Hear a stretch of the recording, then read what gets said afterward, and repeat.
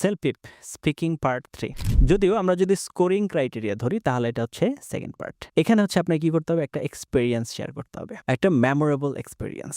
Suppose আপনি কোথাও ঘুরতে গিয়েছিলেন, অথবা আপনি একটা মুভি দেখতে গিয়েছিলেন, অথবা আপনার ফ্যামিলির সাথে একটা ডে আউটিং ছিল, অথবা আপনার ফ্রেন্ডদের সাথে একটা হ্যাং আউট ছিল, অথবা কোনো একটা মিউজিয়ামে গিয়েছেন, কোনো একটা স্টাডি ট্যুর ছিল, কোনো একটা অফিস ভিজিটে গিয়েছেন, অথবা হচ্ছে আপনার ইন্টার্নশিপের কোনো একটা ভিজিট ছিল।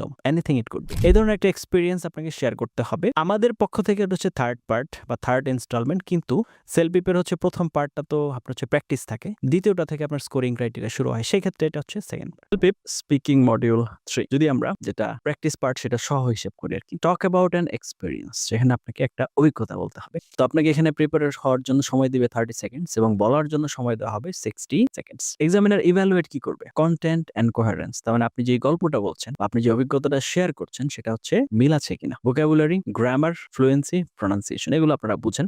দ্য কি is not telling a perfect story. এটা ভালো গল্প বলা কিন্তু মূল উদ্দেশ্য না, but telling a clear story with enough details, একটা মানে পরিষ্কার একটা গল্প বলা এবং প্রয়োজনীয় ডিটেলস সহ। Universal 60 second structure, this structure works for almost every experience question, মানে যত ধরনের এক্সপিরিয়েন্স বর্ণনা করতে বলা হয় সব কোয়েশ্চেনের ক্ষেত্রে কাজে লাগে। পার্ট 1 10 সেকেন্ডসে কি করেন? Introduce the experience, answer the question directly. আপনি আপনার যে টপিক আছে সেটাকে আগে পরিচয় করে দেন। I'd like to talk about one of the best experience I have ever had.